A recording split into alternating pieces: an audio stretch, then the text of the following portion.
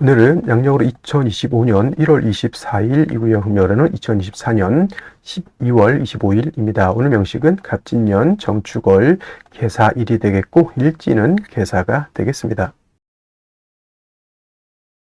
자, 사주 볼 때 제일 중요한 것 일주의 천간인 일간이고요. 그 다음에 월주의 지지인 월령, 월지가 되겠습니다. 그래서 일간과 월령이라고 하는 것 매우 중요한 두 글자가 될 것인데, 오늘 일간이라고 하는 것 개라고 하는 천간이 일간이 되겠습니다. 이 개라고 하는 천간은 천간 10개가 있습니다. 갑을병정 무기경신 임계라고 하는 10개의 천간 중에서 이제 마지막 번째 천간이 되는 것이 바로 이 개라고 하는 천간이 되겠고요.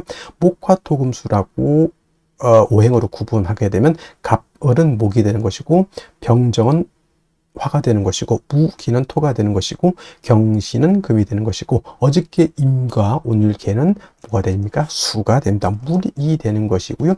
수라고 하는 것은 기운으로 놓고 봤을 때는 뭐와 같다? 차가운 냉기, 차가운 한기가 되는데, 그냥 오싹한 기운이 아니라, 제가 어제도 말씀드렸지만 사람이 사는 가장 추운 곳 영하 72도라고 하는 마이너스 72도라고 하는 곳에도 사람이 산다. 저는 어떻게 사는지는 잘 모르겠지만 뭐 보아하니 뭐 과간입디다 이거. 그래서 그런 혹한의 차가운 기운을 갖다 물의 기운인 수의 기운이다라고 하고요. 계절로는 당연히 겨울이 되겠습니다. 겨울. 천간으로는 임수, 개수가 겨울을 관장한다라고 봤을 때, 지지에서는 해월, 자월, 축월이 겨울을 관장한다. 그래서 해월, 자월, 축월이 겨울에 해당이 되고, 수가 왕한 계절 수왕절이로 이렇게 보는 것이고, 방향은 북방, 북쪽이 되겠습니다. 쪽 이렇게 구분해 볼 수가 있죠. 주관하는 색깔, 당연히 수의 색깔은 흑색. 선생님, 제가 봤을 때 물은 투명하던데 백색으로 보는 것이 맞지 않겠습니까? 이렇게 보시는 분들이 있는데, 그런 분들은 이제 밥그릇에 떠놓은 물이라든가 시냇물만 봐서 그렇죠. 바다같이 진짜 깊은 물은요, 물이 얕을 때는 투명해 보이지만은 물이 점점 깊어지면 파란색으로 에메랄드빛의 그런 빛깔이 됐다가 더 깊어지면 푸른색, 그 다음에는 짙푸른색, 검푸른색, 그 밑으로 가면 이제 검정색, 본색이 바로 수의 기운은 흑색인 것이다 라고 볼 수 있겠고요. 주관하는 색깔, 현무라고 하는 상상 속의 동물이죠. 상상 속의 동물이니 누구도 본 적이 없을 것이다. 저는 그렇게 당연히 생각할 것이고요. 인의 예지신이라고 하는 오상으로 봤을 때 수라고 하는 것은 어떻다? 지혜를 뜻한다라고 해서, 물이라고 하는 것은 위에서 아래로 흘러가는 순리를 따르는 그러한 오행인 것이고, 물이라고 하는 것은 또한 지혜를 뜻한다라고 하는 뜻은 어떠한 틀에 구속이 되지 않습니다. 물이라고 하는 것은 네모내질 수도 있고요, 동그래질 수도 있고, 그 다음에 물방울이 될 수도 있고 하는 그러한 유연성을 가지고 있지만, 유연하다고 해서 힘이 없는 것이 아니라 목화토금수 중에서 가장 파괴력을 크게 갖는다. 제가 봤을 때는 물수가 엄청난 힘을 갖는다. 불이 나봤자 뭐 좀 태우고 말겠죠. 물난리 나면 장난 아닙니다. 그죠?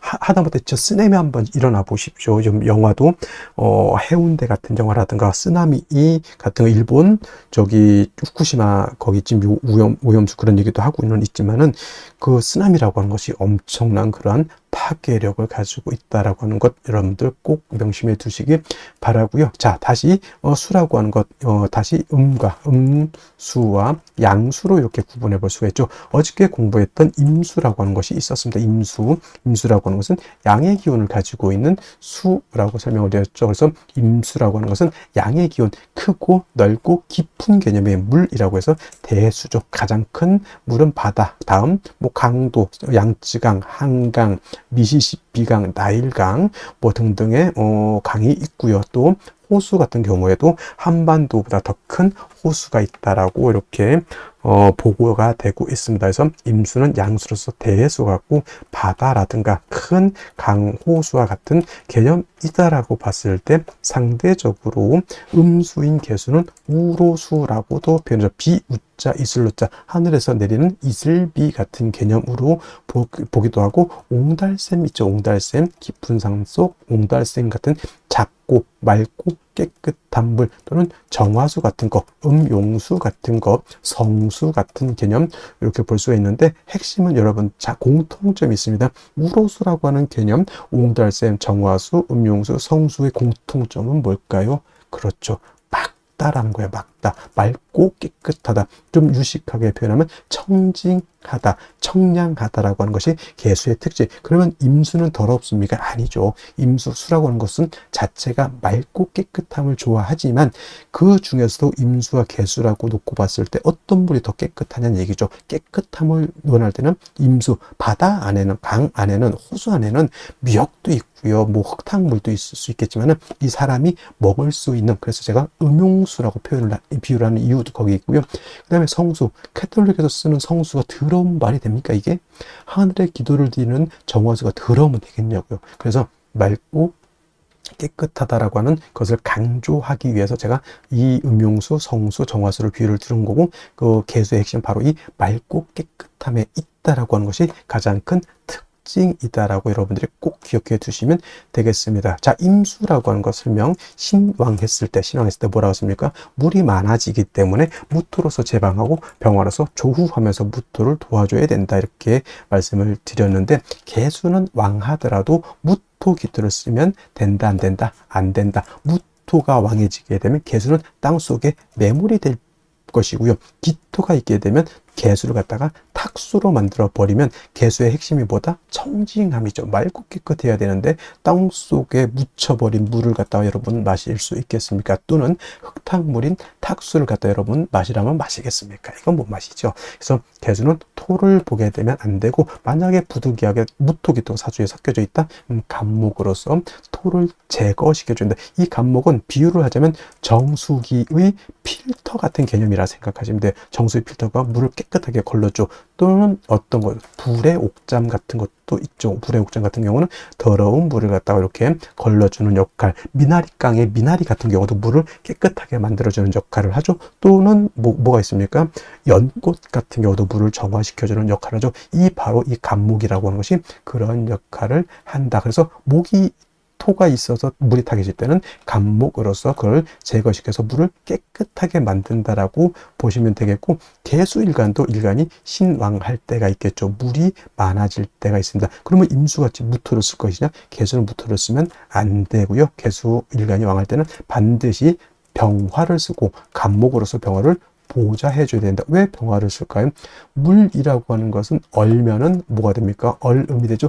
물이 얼어서 얼음이 되면 마치 경금과 같이 되죠. 여러분들 물에서는 수영을 할 수 있는데 얼음 위에서는 수영할 수 없죠. 자칫 자빠졌다가는 팔이 부러지고 다리가 다치고 머리가 깨질 수 있습니다. 얼음 마치 경금화 되는 것이죠. 그래서 물은 얼면은 물로서의 용도가 떨어지기 때문에 물이 얼지 않도록 만들어줘야 된다. 근데 수라고 하는 건 뭐라고 했습니까? 임수든 개수든 수의 기운은 냉기, 한기라고 했죠. 영하 72도 제가 그래서 설명드린 겁니다. 물은 얼면 얼음이 되죠. 얼음은 금이 된다, 이렇게 생각하시면 돼요. 그래서 물에 영해지면 한기가 가중되기 때문에 반드시 화가 있어서 따뜻하게 녹여줘야 되는데, 이때 조후로 하는 화는 정화를 쓰는 것이 아니라 병화를 써야 되고, 개수가 왕할 때 병화를 쓸 때는 수극화해서 병화 자체가 약해지기 때문에 반드시 간목으로서 병화를 갖다가 도와줘야 된다, 생조해줘야 된다, 유식한 말로 좀 보좌관이죠. 보좌해줘야 된다, 이렇게 보시면 되겠습니다. 그래서 개수라고 하는 특징은 같은 수라 하더라도 임수를 왕하면 무토를 쓰지만,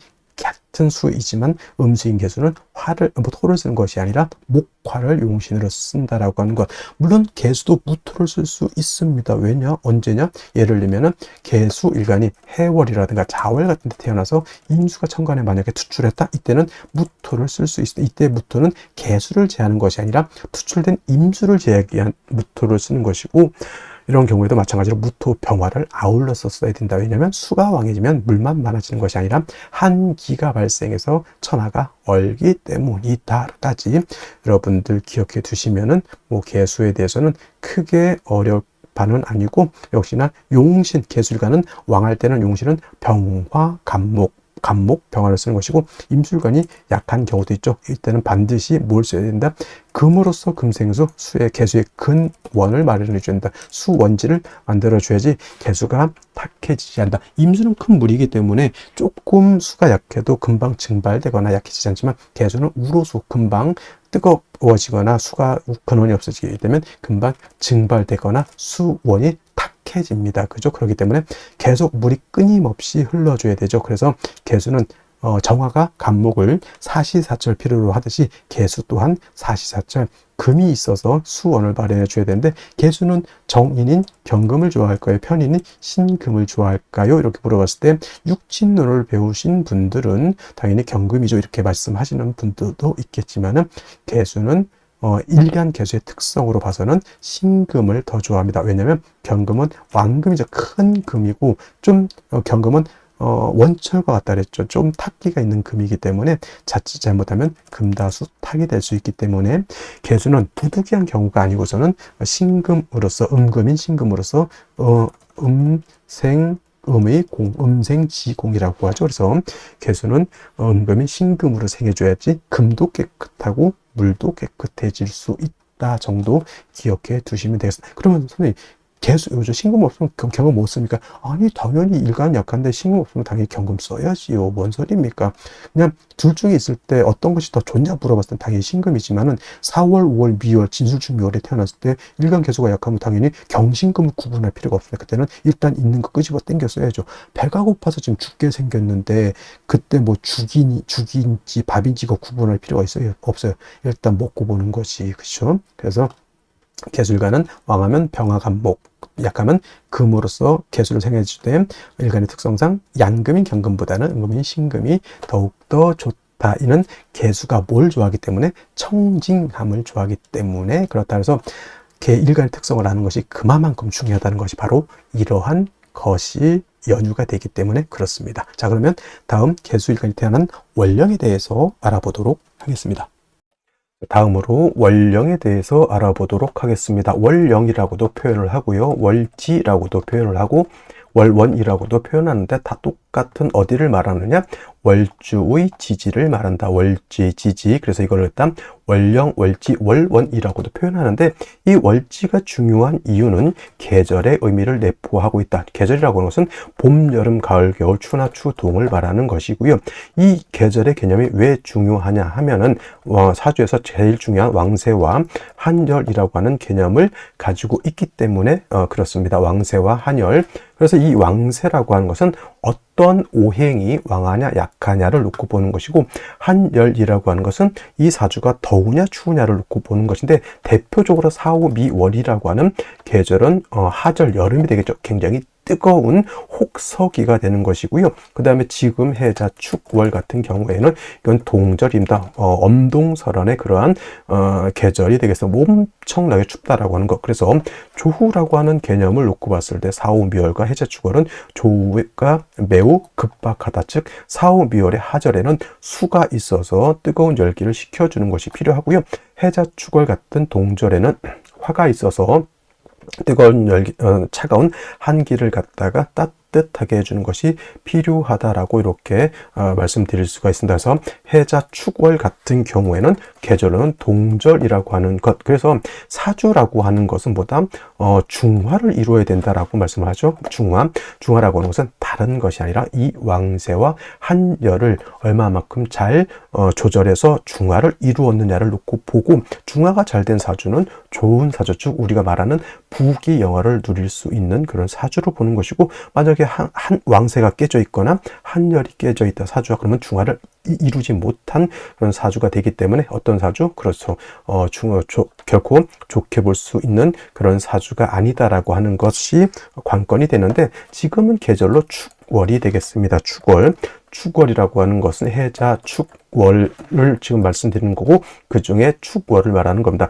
절기로는 소한과 대한으로 이렇게 구분이 되어 있죠. 그래서 소한, 작은 추위, 대한, 뭐 큰 추위 이렇게도 보지만, 우리가 소한과 대한이 중요한 이유는 월이 바뀌는 기준이 뭐다? 이 소한이 되어야지만 어디에서? 자월에서 지금의 축월로 전환이 되는 것이고, 그 다음에 해자 축월이 모두 동절이죠. 해월은 어떻습니까? 제가 초동이라고도 했고요, 맹동이라고도 표현했고, 자월은 중동이라고 제가 표현을 했고요. 지금 축월 같은 경우에는 어떤 계절? 모두 늦겨울이라고 하는 개념, 개동이라고도 하고요, 또는 만동이라고도 이렇게 표현을 합니다. 이 개동, 만동 다 같은 뜻이죠. 만동, 늦은 겨울, 개동, 끝의 겨울이, 끝에 찔러서 끝의 겨울이죠. 다 늦겨울이라고 하는 표현을 쓰게 되는데, 다 해월, 자월, 축월 모두 어떻습니까? 겨울이기 때문에 덜 춥고 더 춥고 개념보다는 일단은 엄동설한이라고 하는 개념을 꼭 머릿속에 기억에 해두시고, 남극 대륙을 연상하는 것이 좋겠다라고 제가 항상 말씀입니다. 한기가 극심한 그런 계절이 되는 것이다 라고 해서 반드시 조후라고 하는 개념을 머릿속에 가지고 있어야 된다. 지금처럼 우리 한국의 기후처럼 뭐 영하 10도, 영하 20도만 돼도 엄청나게 춥잖아요. 저 외국 같은데 저쪽 툰드라 지방에서 사람이 사는 곳이 가장 추운 곳이 영하 72도 에도 사람이 살고 있습니다. 엄청나게 추운 그런 것, 이런 것을 연상하셔야지만 해자 축월의 사주를 볼 때 쉽게 우리가 이해할 수 있다라고 하는 것. 그 다음에 해자 축이라고 하는 것은 북방이라고 설명을 드렸죠. 북방, 수가 왕한 수왕절이면서 엄동설한이라고 말씀을 드렸는데, 실질적으로 해자월이 수가 왕한 수왕절이 에 반해서 축월은 어떻다? 축월은 토가 왕한 계절이다라고 해서 진월, 그 다음에 수월, 축월, 미월 같은 경우에는 사계월이라고 하죠. 사계절이 아니고 사계월이라고 합니다. 끝계절을 써서 사계월. 그래서 이때는 뭐냐? 인묘진의 진, 그 다음에 사오미의 미, 그 다음에 신유, 술의 술, 그 다음에 해자, 축의 축, 이렇게 해서 진술축미는 그 계절의 끝을 의미하죠. 진은 봄의 끝, 미는 여름의 끝, 그 다음에 술은 가을의 끝, 그 다음에 축은 겨울의 끝이죠. 그래서 토가 왕한 계절이면서 토라고 하는 것, 진술축미는 어떤 환절기의 개념을 가지고 있죠. 어떤 분들이 축토 같은 경우는 토이지만 얘는 수로 봐야 된다라고 하는 그렇게 말씀하시는 분들이 있는데, 이거 잘못된 것이고요. 축토도 당연히 이건 토로 봐야 되는 것이지만은, 예를 들어서 해자축 방합을 형성하는 경우가 있습니다. 이런 경우에는 수가 세력을 얻었다라고는 표현할 수 있지만, 이거 가지고 축토가 수가 된다 이렇게 말씀드릴 수는 없다라고 하는 것. 그 다음에 해월, 자월 과 더불어 축월도 동절이기 때문에 아까 말씀드렸던 것처럼 조후의 개념이 시급하다, 너무 춥기 때문에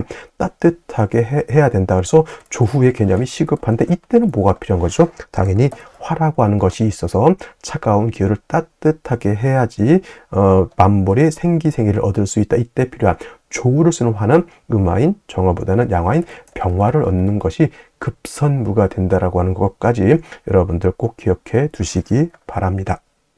자, 다음으로 축월의 일간 계수가 태어났을 때는 사주를 어떻게 배합하는 것인지 알아보도록 하겠습니다. 자, 일간 계수라고 하는 것은 음수가 되는 것이고요. 그 다음에 일간 계수라고 하는 것은 우로수라고 했죠. 그래서 사람이 먹을 수 있는 음용수라든가 우물이라든가 정화수 같은 개념으로 쓴다고 말씀드렸으나, 임수 같은 경우는 대해수이기 때문에 충분하는 성질을 나타내서, 임수는 왕하게 되면 무토병으로서 제방해야 된다라고 말씀드렸지만, 계수는 우로수와 같기 때문에 그렇지 않고, 항상 계수는 뭘 생각해야 된다? 청징함, 사람이 먹을 수 있는 음용수, 그 다음에 하늘에 치성을 드릴 때에서는 정화수와 같기 때문에 이 계수는 탁해지면 안 된다라고 하는 것. 그래서 무토, 기토, 임수를 왕하면 무토를 쓸 수 있지만, 계수는 왕하더라도 무토, 기토를 쓰는 경우가 예외적인 경우를 빼고는 없다 이렇게 생각하시면 되겠고요.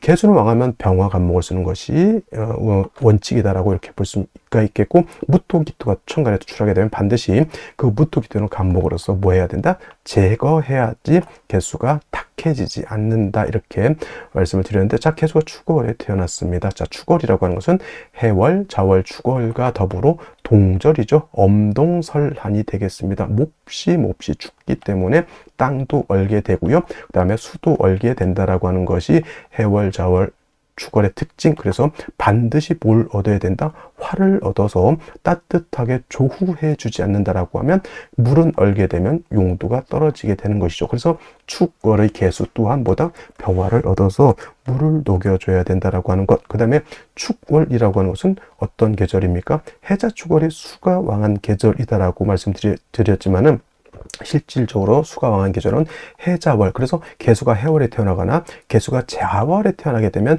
일간이 매우 신왕한 걸로 보지만은 개수가 이렇게 축월에 태어나게 되면 축월이라고 하는 것은 진술충묘월 4개월이라고 설명을 드렸죠. 토가 왕한 계절이고 토라고 하는 것은 어떤 역할? 토극수하는 역할을 하게 됩니다. 특히나 개수는 맑고 깨끗함을 좋아한다고 했는데 토가 있게 되면 개수가 탁수가 되겠죠. 물이 더럽혀진다. 미꾸라지 한 마리가 온 시냇물을 갖다 흙탕물로 만들듯이 물이라고 하는 것은 맑아야 되는데 기토 등등 토가 많게 되면 탁수가 될 수 있고요. 만약에 무토 같은 것이 천간에 투출하거나 지지로 진술충 및 토 등이 많게 되면 이때는 탁수로서 끝나는 것이 아니라 토가 너무 많게 되면 개수가 땅속에 매몰되죠. 완전히 개수의 가치, 용도, 쓰임이 없어진다라고 하는 겁니다. 그래서 축월 자체만으로도 개수가 위태하죠. 만약에 천간에 물기토가 없다라고 하는 뜻은 뭐냐면 진흙이 그냥 땅속에 이렇게 조용히 가라앉아 있어서 물은 맑은 상태라고 보지만은 예를 들어서 미토를 다시 이런 식으로 봐서 충미충이 되거나 진술충이 되거나 하게 되면 그 흙탕물이 어떻게 됩니까? 진흙이 벌떡 일어나서 흙탕물을 만들었다라고 하는 거고, 만약에 무토기토가 천간에 투출해버렸다. 이거는 완벽하게 개수로서의 가치 용도가 없어진다라고 하는 것까지 여러분들 꼭 기억해 두시고요. 그 다음에 축월 같은 경우에는 토가 왕한 계절이긴 하지만 해자 쪽 북방이기 때문에 개수 자체가 축에 뭘 할 수는 있습니까? 통근할 수는 있습니다만은 그렇다고 해서 이것이 신왕사주는 된다 안 된다? 안 된다라고 하는 것이고, 그래서 토가 왕한 것이기 때문에 축월의 임수도 마찬가지고 축월의 개수도 마찬가지고 인성인 금을 한 점 정도 얻어서 개수를 보좌해 주는 것이 필요하겠다라고 하는 것이 축월의 개수의 관점입니다. 그래서 병화로서는 따뜻하게 해서 물이 얼지 않도록 해야 되는 것이고, 토가 왕한 계절에 비록 개수 자체가 미근이라도 아주 작게 통근해서 약하진 않다 하더라도 반드시 신금으로서 개수를 이렇게 생조해서 개수의 근원을 마련하는 것이 좋겠다라고 하는 것. 천간에 무토가 투출하게 되면 반드시 뭐다? 간목을 얻어서 저 토를 갖다 제거시켜야지. 만약에 무토가 천간에 투출됐는데 저기 간목이 없다 그러면 저 무토는 개수를 반드시 매몰시키게 됩니다. 매우 끔찍한 그러한 환경에 처해진다, 이렇게 생각하시면 되겠습니다. 개수 입장에서 무토, 우리가 말하는 정관이지만 아무리 좋은 정관이라 하더라도 일간의 특성에 따라서 그 정관이 나한테 오히려 해가 될 수도 있다라고 하는 것. 그것은 어떤 것도 마찬가지일까요? 제가 을목 설명할 때 경금은 정관이지만 을목이 정관인 경금을 보게 되면 바윗돌이 화초를 누르고 있는 것과 같다. 그 화초가 잘 클까요? 잘 못 크죠. 개수가 무토 보는 것은 마치 을목이 경금 보는 것 같다, 이렇게 생각하시면 되겠습니다. 다시 오늘의 명식을 살펴보도록 하겠습니다. 제일 중요한 것 일간, 개수일간이 되겠고요. 개수일간이 태어난 월령, 축월이 되겠습니다. 자, 개수일간의 특성, 그 다음에 월령, 축월의 특성, 매우 중요한 개념이 되겠고요. 자, 세 번째 중요한 것, 격국과 용신이라고 하는 개념이 있습니다. 자, 격국이라고 하는 것은 쉽게 말해서 이 사주가 어떻게 구성되어 있느냐, 그리고 그 구성 속에서 서로 8글자가 어떻게 상호 견제와 균형을 이루고 있느냐, 이것을 보는 것이 격과 국을 본다라고 하는 것이고요. 그 다음에 용신이라고 하는 개념은 이 사주를 중화시킬 수 있는 가장 핵심적인 요소를 말한다. 근데 무엇을 중화시킬 것이냐? 왕쇠와 한열의 중화가 중요하다서 사주의 핵심은 딱 이것입니다. 왕세와 한열. 그리고 이 왕세와 한열이 중화가 되었느냐, 중화를 이루지 됐느냐에 따라서 중화가 잘 된 사주는 좋은 사주가 되는 것이고, 중화를 이루지 못한 사주는 좋지 못한 사주, 이렇게 볼 수가 있죠. 왕세라고 하는 것은 사주에 들어가 있는 오행이라고 하는 것이 있습니다. 목화토금수라고 하는 오행이 있는데, 그 오행 중에서 어떤 오행이 왕하냐 또는 어떤 오행이 약하냐, 이거를 보게 되는데, 가장 중요한 개념은 일간이 왕하냐 약하냐가 가장 핵심적인 포인트가 될 것이고요. 그 다음에 한열이라고 하는 것은, 사주라고 하는 것도 이 사주 안에는 시간의 개념과 공간의 개념이 같이 들어가 있죠. 그래서 이 사주가 차가울 수도 있고 뜨거울 수도 있다. 여름에는 뜨거울 것이고 겨울에는 차갑죠. 그 다음에 건조할 수도 있고 또 수기가 많으면 습할 수도 있죠. 그래서 한난조습이라고 해서 이 한난조습도 잘 중화를 이루어야지만 좋은 사주가 된다, 이렇게 볼 수가 있는 겁니다. 그래서 왕세라고 하는 것은 억부용신법을 왕세로 올 때는 억부용신법을 살펴보게 되고, 그 다음에 한난조습을 볼 때는 우리가 흔히 말하는 조후용신법을 보게 됩니다. 그래서 이 왕세와 한열이라고 하는 개념은 사주에서 가장 핵심적인 요소라고 해도 과언이 아닐 정도로 중요합니다. 그리고 격국과 용신도 결국 일간과 월령이라고 하는 토대 위에서 살펴볼 수 있는데, 일간 계수라고 하는 것은 음수가 될 것이고요. 월지는 축토는 음토가 됩니다. 음대음, 음수가 일간인 음수가 월지의 음토를 만났습니다. 둘의 관계는 토극수의 관계, 월지에 있는 축토라고 하는 것이 일간인 계수인 나를 생하는 관계가 됩니다. 나를 생한다, 극아자라고 표현하죠. 나를 극하는 것, 나를 생하는 것이 아니라 극하는 거죠. 나를 극하는 것, 극아자, 나를 관리하고 통제하는 것은 육신으로는 관성이 된다. 관성은 법, 윤리, 그 다음에 도덕 같은 개념이다라고 본다면, 이것이 이제 순작용일 때는 법, 윤리, 도덕으로 보고 남편도 해당이 될 수가 있겠습니다. 여자한테는 남편이 바로 이 관성에 해당이 되고, 그 다음에 직장, 바른 직장도 관성에 해당이 되죠. 근데 이 관성이라고 하는 것이 순작용만 있느냐, 그렇지 않고 역작용도 있게 되죠. 이럴 때는 뭐 질병이라든가 도덕이 아니라 도적이라든가 뭐 적군 같은 개념, 또는 뭐 관제, 구설, 송서 같은 개념으로도 볼 수가 있습니다. 그래서 관성이라고 하는 것은 본시 나를 극한다라고는 하지만 나를 보호하고 케어하고 관리해주는 법, 윤리, 도덕 같은 개념이지만 안 좋게 작용하면 이렇게도 작용할 수 있다라고 하는 겁니다. 그래서 관성을 두 가지 다시 구분하게 되면 정자를 붙인 정관과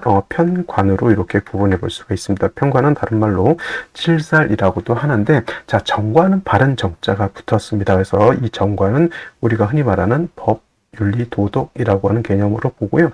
그 다음에 정관은 남편으로도 보고 직장으로도 보고, 그 다음에 이제 편관 칠살은 질병, 도적, 적군, 관제, 구설, 송사 등등으로 보게 됩니다. 그래서 육신을 배울 때 정자는 좋은 것, 정관은 좋은 것, 편관 칠살은 나쁜 것, 이렇게 우리가 흑백 논리로 많이 배우고 가르치기도 하지만은, 어디까지나 관성 중에서 정관이 좋으냐 편관이 좋으냐는 흑백 논리로 보는 것이 아니라, 항상 일간의 특성과 사주 원국의 특성에 따라서 어떤 경우는 편관이 좋을 수 있고 어떤 경우에는 편관보다는 정관이 더 좋을 수 있다라고 하는 좀 융통성 있는 시각을 갖는 것이 필요하다라고 보겠고요. 정관이라고 하는 것은 일간과 관성과의 관계가 음양의 조화가 맞으면 정관이라고 합니다. 예를 들면은 양대 음의 관계, 예를 들면 뭐 경금이 정화를 보는 경우가 양대 음의 관계가 되겠죠. 그럼 정관으로 보고요. 그 다음에 뭐 반대로 음대 양의 관계가 성립이 되면 정관이고, 오늘처럼 일간과 관성과의 관계가 이렇게 음대 음양의 조화가 맞지 않습니다.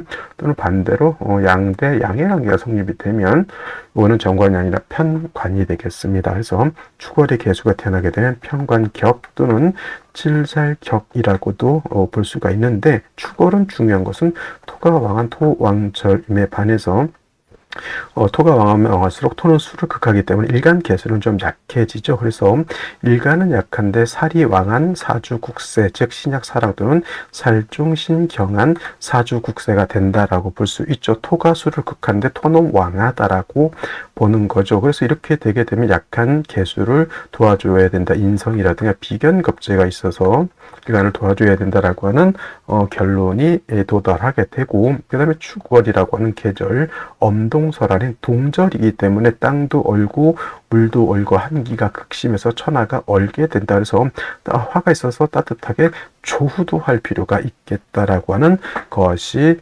이제 핵심 포인트가 되죠. 결국은 어디에 귀착이 되죠? 일간이 약하고 칠살이 왕하다라고 해서 왕쇠 귀결이 되는 거고, 동절이기 때문에 추워서 한기가 있기 때문에 따뜻하게 조후해야 된다는 개념은 어디서 나온 거죠? 바로 한열에서 나왔다, 이렇게 보면 되겠습니다. 그래서 항상 저 왕쇠와 한열이라고 하는 차원에서 사주를 분석하면 크게 틀리지 않을 것이다, 이렇게 생각하시고요. 그 다음에 축토라고 하는 것, 지장간 개수가 있고요, 신금이 있고요, 그 다음에 기토라고 하는 것이 있는데, 개수가 천간에 다시 투출된다고 해서 이걸 가지고 비견격으로 하진 않습니다. 그냥 개수가 투출을 하면 그냥 원령에 있는 축토를 가지고 격을 잡으니까 편관칠살격으로 보시면 될 것이고요. 만약에 이제 신금 같은 것이 천간에 투출하는 수가 있습니다. 이런 경우에는 이 신금을 가지고 우리가 격을 잡을 수 있는데, 음수인 개수가 은금은 신금을 받기 때문에 신금이 투출하게 되면 편인 격, 이렇게 볼 수 있는데, 칠살이 나를 공격하는 것이 아니라 칠살이 인성을 생하고 인성이 나를 생하니까 신금이 투출하게 되면 편인격의 살인상생이 된다, 이렇게 보면 되겠습니다. 이 편인격이냐 편관격이냐 격을 보는 거고, 전체 국세가 살인상생이냐 또는 신약사람이냐, 이런 살중신경 이런 거는 그 사주의 이제 국을 본다, 이렇게 표현하면 되겠습니다. 그래서 격국을 본다라고 하는 개념, 이렇게 이해해 두시면 될 것 같고요. 그다음에 축월은 축들 때문에 이제 화가 있어줘야 되고, 일간이 약하니까 일간을 주는 것도 필요한데, 중요한 것은 일간이 일단 존립이 되느냐 안 되느냐가 먼저 급선무기 때문에, 대체적으로 왕세를 먼저 보고 왕세가 어느 정도 해결이 됐을 때는 조우를 보면 된다, 이렇게 생각하셔도 틀리지 않습니다. 그래서 축월의 개수가 태어나게 되면 먼저 일간이 살아야 된다. 신금이라고 하는 인성의 천간에 있으면, 아까 말했던 축중신금이 투출하게 되면 이런 편인격의 살인상생에서 개수의 근원을 만들어주는 것으로 볼 수가 있겠죠. 단 이렇게 되면 화가 없으면 금도 얼고 물도 얼죠. 한수냉이라고 이렇게 표현합니다. 금이 얼고 물이 얼면 금수로서의 용도가 없고, 땅이 열면 토도 금을 생할 수가 없겠죠. 반드시 화를 얻어서 해동해야지만 금한수냉이 아니라 금난수온이 돼서 금도 따뜻해야지만 금으로서 수로서 또 토도 동토가 되지 않고 땅도 온토가 되어야지만 금을 생할 수 있게 되겠죠. 그래서 화를 얻는 것이 아주 중요하다, 이렇게 볼 수가 있겠습니다. 그래서 이제 이렇게 봤을 때 병화 자체도 약하니까 병화도 지지로 인사, 오등에 뿌리를 두거나 아니면 간목 같은 것이 있어서 병화를 생주해 줄 수 있다고 하면, 병화가 또 튼튼해야지만 겨울에 보일러가 빵빵하게 들어와야지만 겨울에도 반팔 입고 우리가 살 수 있다. 근데 보일러가 고장이 났다 그러면 우리가 패딩 입고 집에서 살아야 된다. 어떤 게 더 좋겠습니까? 빵빵한 화를 얻는 것이 좋을 것이다, 이렇게 볼 수가 있겠습니다. 자, 그러면 어디를 먼저 볼까요? 연지 보도록 하겠습니다. 진토를 얻었습니다. 자, 개수 입장에서 축은 칠살 편관이 되겠고, 진토는 요거는 정관이 되겠죠.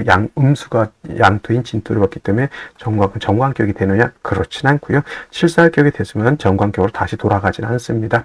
이렇게 되면 그러면 관사론잡이 되느냐? 이건 살중신경이 되게 되면은 신약사랑 또는 살중신경이 되게 되면 이걸 다시 관살혼잡으로 논하지 않는다, 이렇게 보셔야 됩니다. 그래서 일간은 약한데 관살이 더 왕해졌다, 이렇게 볼 수가 있겠고, 일단은 토가 많다고 해서 날이 따뜻해지는 것은 아니라고 볼 수가 있죠. 자, 토가 관살이 많아지게 되니 간목을 이렇게 얻었습니다.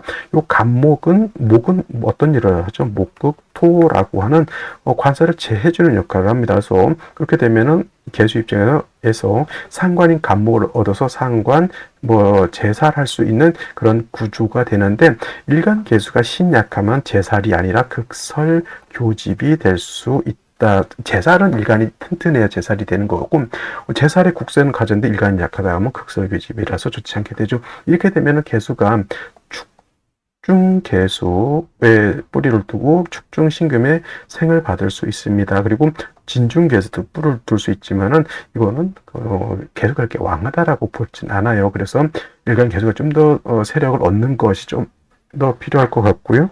일지에서는 4화를 얻었습니다. 개사일주, 그다음에 월간에 이렇게 정화가 있어요. 이건 조후의 용도가 있다 이렇게 볼 수가 있겠습니다. 그래서 이 정도면은 일단은 조후도 됐고 간목도 얻었고 했으니 제살이 되려고 하면 개수의 근원을 마련해서 개수가 튼튼해야지만 보다 간목이 토를 제할 수 있다 이렇게 볼 수가 있겠죠. 그러면 생시를 보면서 설명드리도록 하겠습니다.